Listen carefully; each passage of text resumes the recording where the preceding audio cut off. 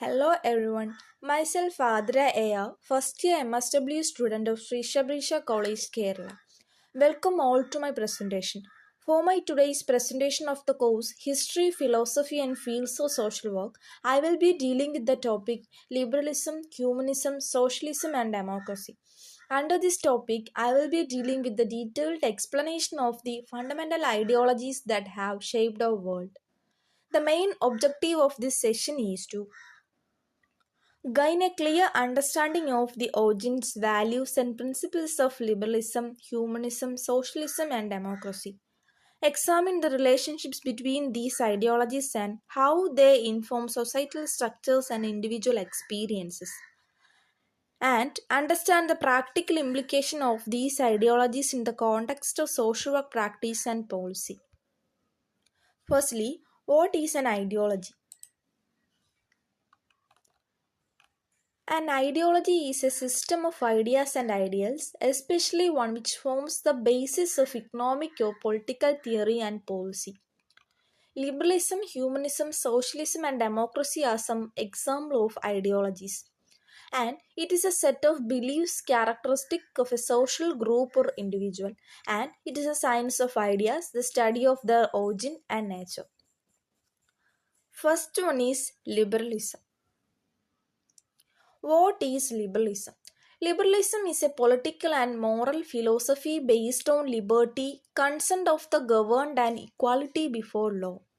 The words such as liberal, liberty, libertarian, and libertine all traces their history to be Latin liber, which means free.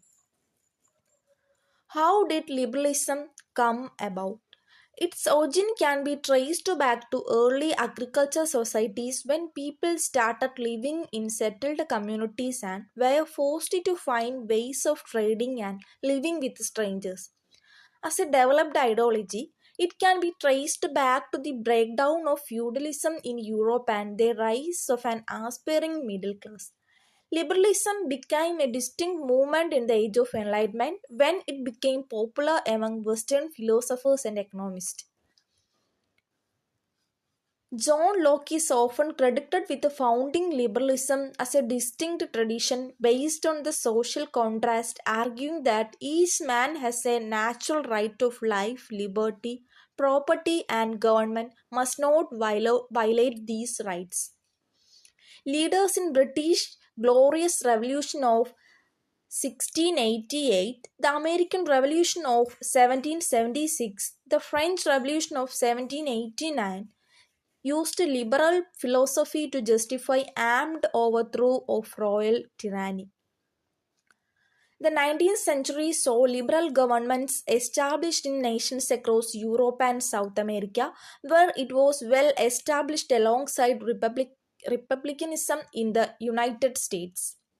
Before 1920, the main ideological opponent of liberalism were communism, conservatism, and socialism.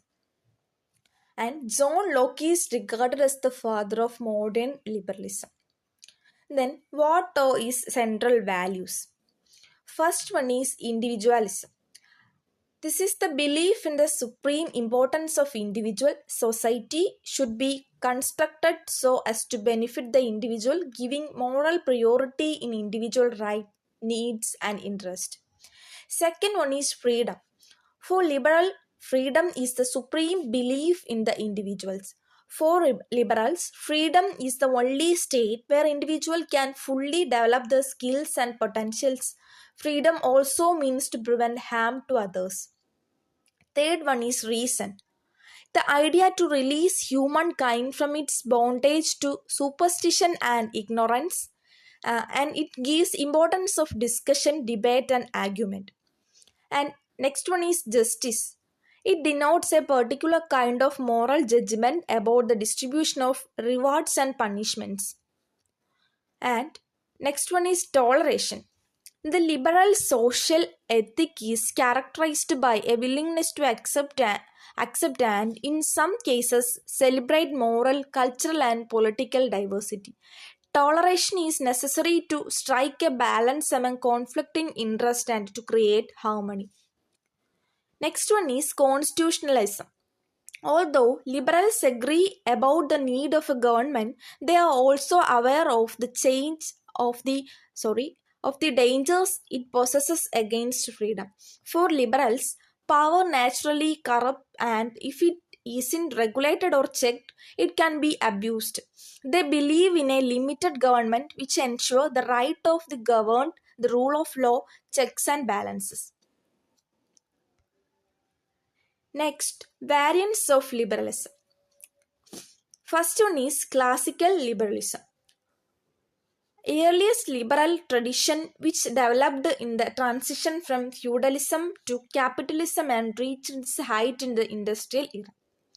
And classical liberalism is characterized by a belief in egoistical individualism, that human beings are rationally self-interested and capable of reliance.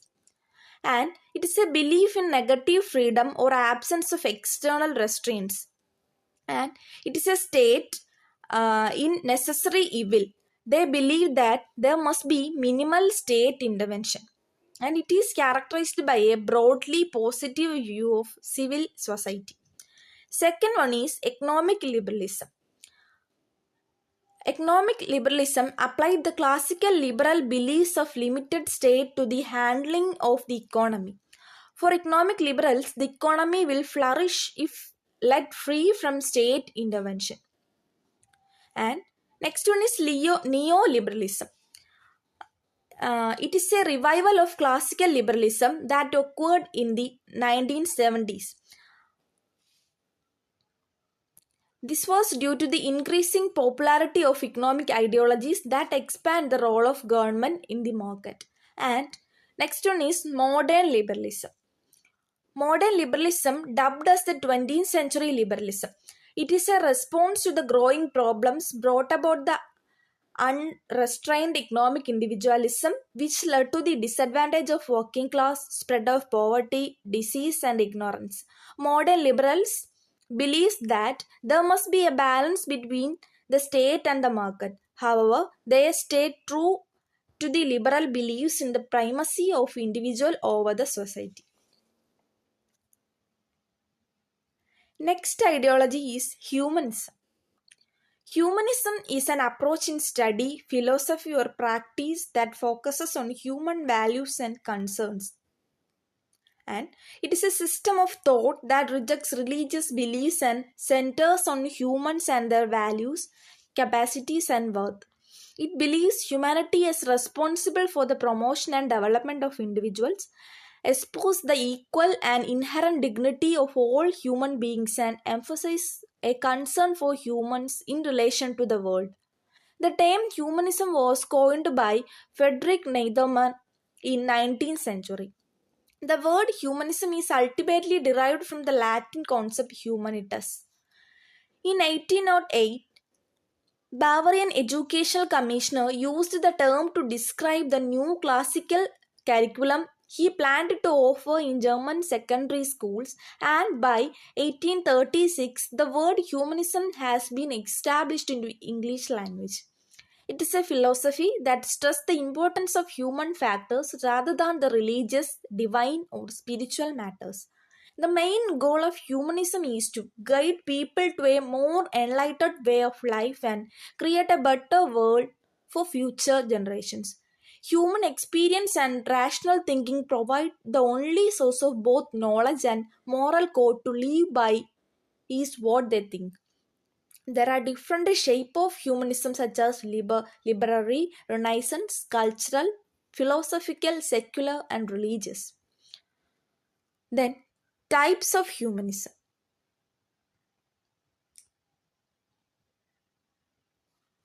First one is literary humanism. Literary humanism, in the 20th century, the label literary humanism was used in a more narrow sense to describe a movement in the humanities which focused almost exclusively on literary culture, that is to say, the ways in which literature can help people through introspection and personal development. It is purely the use of humanism in an older culture sense. Next one is Renaissance humanism. Renaissance humanism was a movement in thought, literature, and art, typically by a revival in interest in the classical world and studies which focused not on religion but on what is to be human. Next one, cultural humanism. The label of cultural humanism is used to refer to cultural traditions which, originating in ancient Greece and Rome, evolved through European history and have come to be a fundamental basis of Western culture. This include law, literature, philosophy, politics, and science. Next one is philosophical humanism, the type which evolved through the philosophical theories. And next one is secular humanism. Secular humanism is a philosophy or life stance that embraces human reason, secular ethics, and philosophical naturalism while specifically rejecting religious dogma, supernaturalism, and superstition as the basis of morality and decision making. And the last one is religious humanism. It is an integration of humanist ethical philosophy with congregational rights and community activity which center on human needs, interests, and capabilities.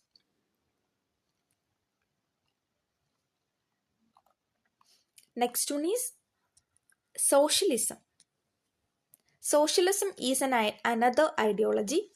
Socialism as a politico-economic doctrine is the product of Western thought, although socialist sentiments like the urge for social amelioration, concern for the downtrodden, the craving for social justice and cooperative living are expressed in the scriptures of East as well as the West. The doctrine of socialism in the present form is not older than the 19th century. In company with the other ideological concepts, socialism has a double reference. On the one hand, it refers to ideals, values, properties of what is often called the socialist vision. On the other hand, it refers to empirical features and social features of social and political institutions which are supposed to embody the vision. On the level of values, socialism stands for the values of freedom, equality, community, brotherhood, social justice, the classless society, cooperation, progress, peace, prosperity, abundance, and happiness, to mention just the most important one. On the level of institutions, socialism is opposed to capitalist private enterprise system, which it seeks to replace by a system of control over wealth and property and the social supervision or organization of economic activity. This is often summarized in the formula the common or public ownership of the means of production. A socialist is not satisfied with the merely economic reforms, but advocate a comprehensive educational ethical policy.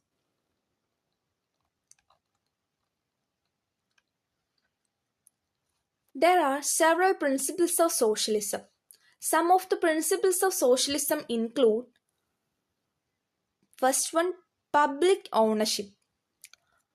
This is the core tenet of socialism. In a socialist economy, the means of production and distribution are owned, controlled, and regulated by the public, either through the state or through corporates. The basic motive is not to use the means of production for profit, but rather for the interest of social welfare. Next one is economic planning. Unlike in a capitalist economy, a socialist economy is not driven by the laws of supply and demand. Instead, all economic activities of production, distribution, exchange, and consumption are planned and coordinated by a central planning authority, which is usually the government. A socialist economy relies on the central planning authority for distribution of wealth instead of relying on market forces. Next one is egalitarian society. Socialism rose as an opposition to the economic inequality brought about the early capitalism. As such, it aims for an egalitarian society where there are no classes. Ideally, all the people within a socialist economy should have economic equality. Next, provision of basic needs. In a socialist economy, the basic needs, that is food, shelter, clothing, education, health, and employment, are provided by the government without any discrimination. This is one of the greatest advantages of socialism. Provision of basic needs by government can, however, result in the masses thinking that they cannot survive without the government, creating a perfect environment for the rise of authoritarian governments. And next one is no competition. Typically, when you want to buy a car, you are spoiled for choice.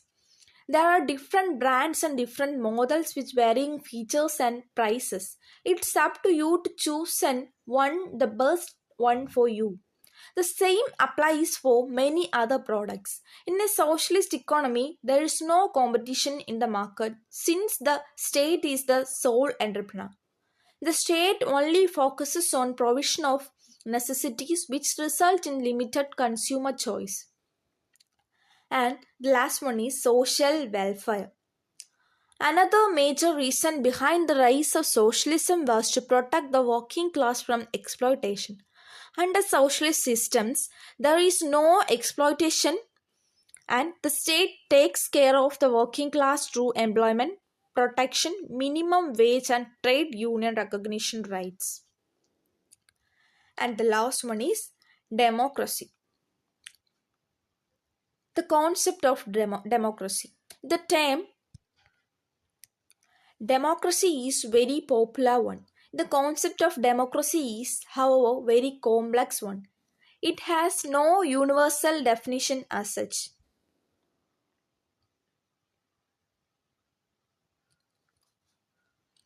Its meaning has been undergoing constant change ever since the ancient Greek city-states in the 5th century BCE, where the origin of the concept and practice of democracy can be traced. The term democracy itself is derived from the Greek word demos and kratos, meaning the people and power or rule respectively. Thus, the origin of meaning of the term democracy is the power or rule of the people. It is a form of a government in which the people rules themselves either directly or indirectly or through their elected representatives. In democracy, sovereignty vests with the people in general.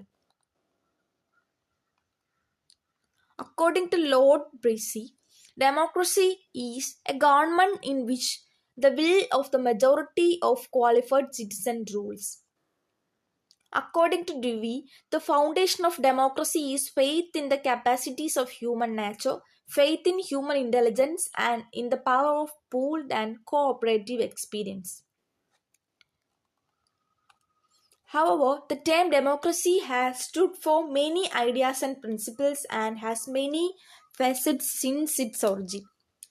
Thus, the term democracy means different things to different people. It has so many different meanings. In such situation, what should be understood by the word democracy is very pertinent question. However, fortunately, there are some standard definitions which are widely accepted and there is no disagreement as to the basic meaning democracy. However, there are some thinkers and philosophers who go beyond this merely mechanical concept of a form of government and who seek to extend its scope to social and economic spheres of human life. They define democracy in terms of a way of life emphasizing the dignity of man. Democracy, in fact, is not merely a form of government, it is a complex of social, economic, and political factors. There are some essential conditions for the success of democracy. Dr. Ambedkar has clearly stated the conditions which are necessary for the successful working of democracy. They can be illustrated in brief fasanda. First one is equality. For the success of democracy, the first and foremost essential element is equality. Dr. Ambedkar stated that there must be no glaring inequalities in the society. There should not be an oppressed class and there should not be a suppressed class. Next one is two-party system. The second important condition for the successful working of democracy is the existence of a strong opposition to the ruling majority. And the third one is equality in law and administration. There was no equality in law and administration in India due to the worthy culture in India. In Hindu system, law and administration treated the person according to their caste. There was no uniform civil code in law in Vedic culture. The Hindu judicial system was based on injustice. There must be not only equality before law, but there must be equality of treatment in administration.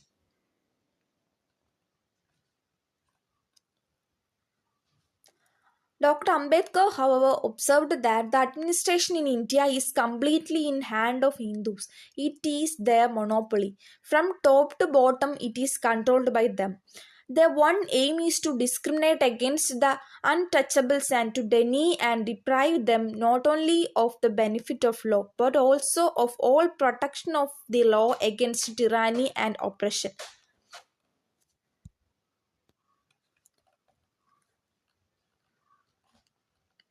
And next one is moral order. According to Dr. Baba Saheb Ambedkar, democracy requires the existence of a moral order in the society. He contemplates that politics cannot be devoid of ethics. The government may pass the laws and implement them, but unless there is morality in the society, law cannot achieve by success. And next one is public conscience. The last but not the least is the condition of public conscience, which is essential for the successful working of democratic constitution. According to him, public conscience means conscience which becomes agitated at every wrong, no matter who is the sufferer, and it means that everybody, whether he suffers that particular wrong or not, is prepared to join him in order to get him relieved. He cites an important example of Reverend Scott, a white man who tried his best to liberate the blacks from white racial supremacy and racial discrimination in South Africa.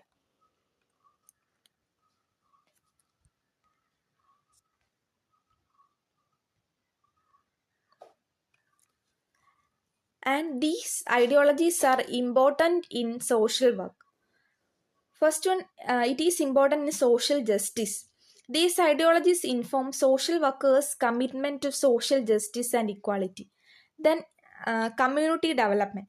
And these ideologies guide social workers' effort to build strong and supportive communities and human rights.